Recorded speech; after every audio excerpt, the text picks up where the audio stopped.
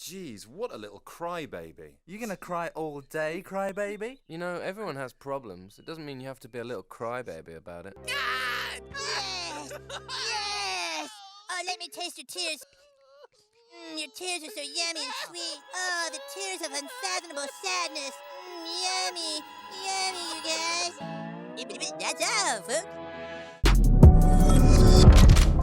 What's up, guys? Spenny. I don't normally start a video like this, but let's have a challenge. Try not to laugh at Trey Parker and Matt Stone, the creators of South Park, delivering lines for an episode. Oh, so sorry, Kyle, but I am starving. Which would you rather I eat? Should I eat a cuttlefish and asparagus or the vanilla pesto? Cuttlefish and asparagus? Very well, I will eat the cuttlefish. Need an eating sound? Oh, yeah.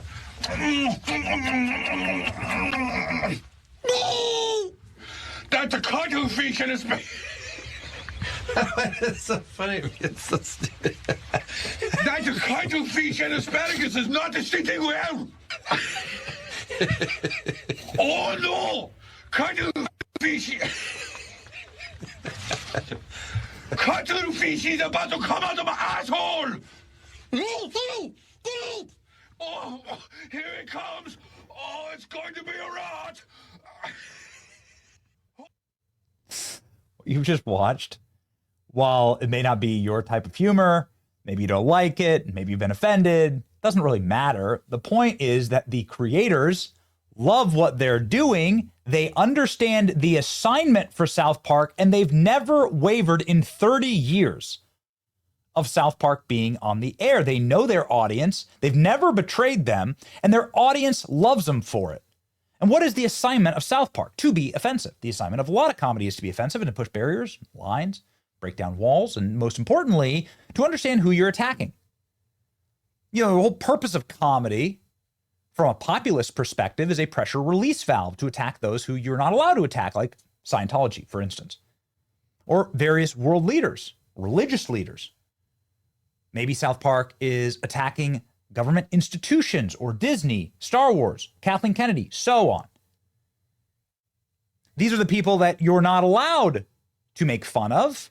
And if you do, there will be professional consequences. You might lose your show, for instance. But Trey Parker and Matt Stone have always looked elitism in the eye and ripped its heart out.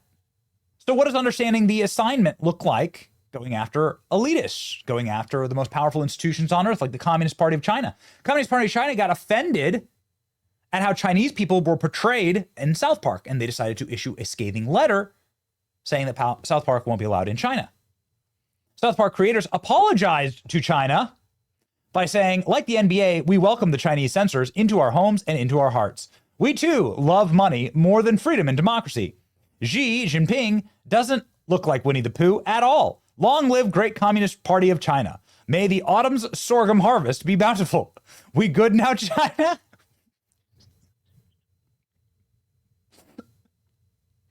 You know, they have stars on the Hollywood Walk of Fame for walking out on Hollywood and making fun of the most powerful entities and agencies inside of not only Hollywood, but all around the globe.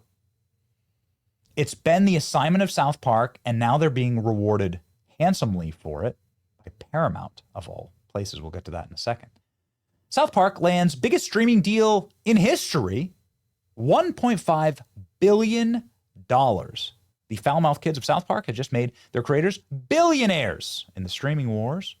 According to Los Angeles Times, Emmy and Oscar-nominated Trey Parker and Matt Stone, longtime masterminds behind Comedy Central's animated romp South Park, have reached the groundbreaking 5-year deal with Paramount for global streaming rights to their iconic animated series valued at $300 million per year. The agreement would total a staggering $1.5 billion, according to the newspaper. There'll be new seasons of South Park and potentially a movie along with this. It's wild. As this was all going on, South Park season 27 premiere was released. Way to go. This is how it's done. This is what it looks like when you have an actual audience, when you have a real audience that really loves your characters and you've never betrayed them. And now Paramount is sealing this deal at the very same time they are firing Stephen Colbert. Paramount owns CBS. The merger went through. Colbert gets fired. He was losing $40 million per year. So while Stephen Colbert is unemployed, Trey Parker and Matt Stone are now billionaires. It's amazing. They really fired Colbert and gave South Park the money instead. Beautiful. What a world. Everyone's celebrating this on the internet. Stephen Colbert should have tried humor. South Park creators reach $1 billion streaming deal. Media landscape in 2025. NPR and PBS are defunded. Stephen Colbert fired. ABC, NBC, CBS, Wall Street Journal, Pulitzers are sued. And South Park lands $1 billion deal, largest in history. We are culturally ascendant, and woke is dead. I mean, listen, if you're looking for a show that has been the opposite of woke and has mocked the woke, before it was even trendy to do that, it's South Park. PC principle, right? I just love South Park. I love South Park. They canceled Stephen Colbert's show and gave the money to South Park. This is the greatest timeline ever. Everybody's saying that South Park has flamed Trump over the years, and Paramount is giving the show's creators $1.5 billion because they're actually funny, right? Yes. Colbert down, South Park off. We are in the best timeline. South Park, unlike Colbert, actually makes people laugh. Turns out that's what people want when they choose to watch comedy. Cartman, when hearing that Stephen Colbert is getting fired, well, South Park is getting billions. The tears of unfathomable sadness. Yummy, yummy, guys, yummy. I want to drink your tears.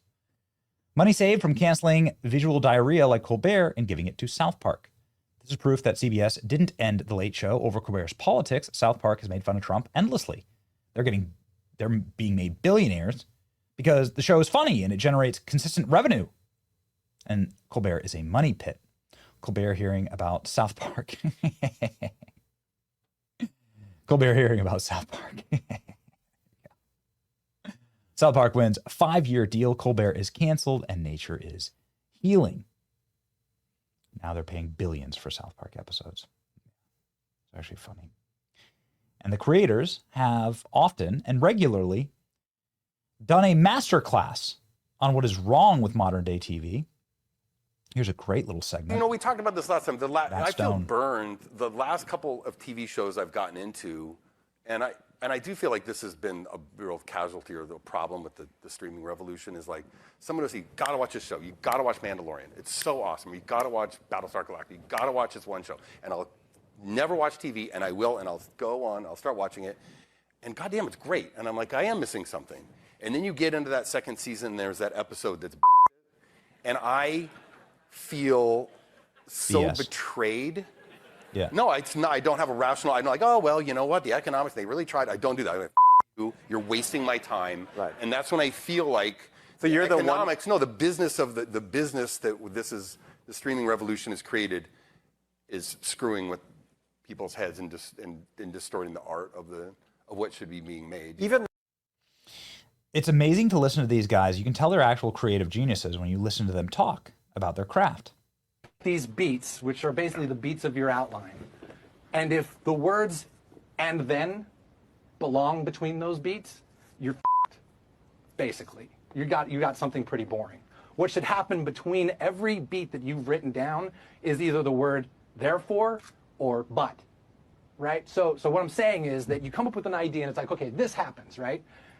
And then this happens. No. It should be this happens, and therefore this happens. But this happens, therefore this happens. And that, as soon as we are able to, and literally sometimes we'll write it out to make sure we're doing it.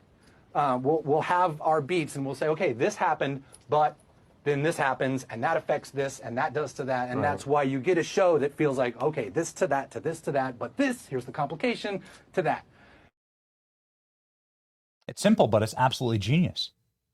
And the more you actually watch clips of these guys, the more you see why they deserve to be billionaires. An insight, and actually, and I'll say, honestly, it's because it's still such an awesome sandbox. Yeah. You know, we're working on a movie right now, a live action movie. When we get back to South Park, it's going to be like, oh, right, here we go. Like, I can't wait to see, hang out with those characters again, to be cheesy about it. Like, we love doing South Park. And then I think we will last long enough to reach the singularity and pass it off to our AI.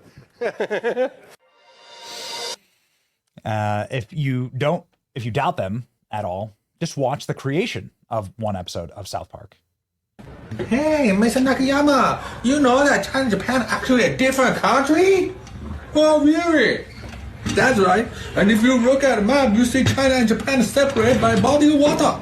Oh. This place, City Sushi, is new.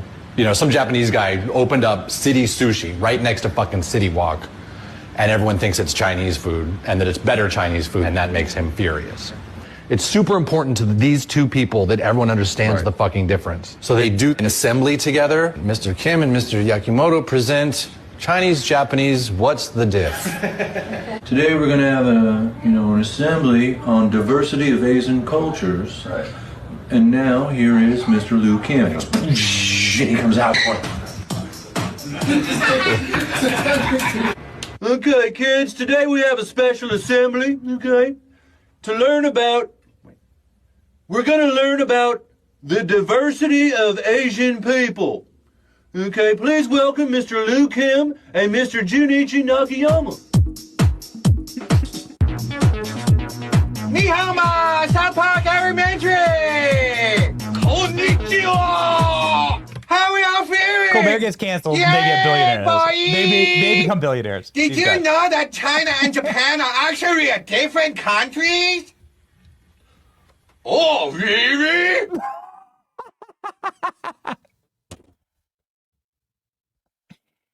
The world is healing.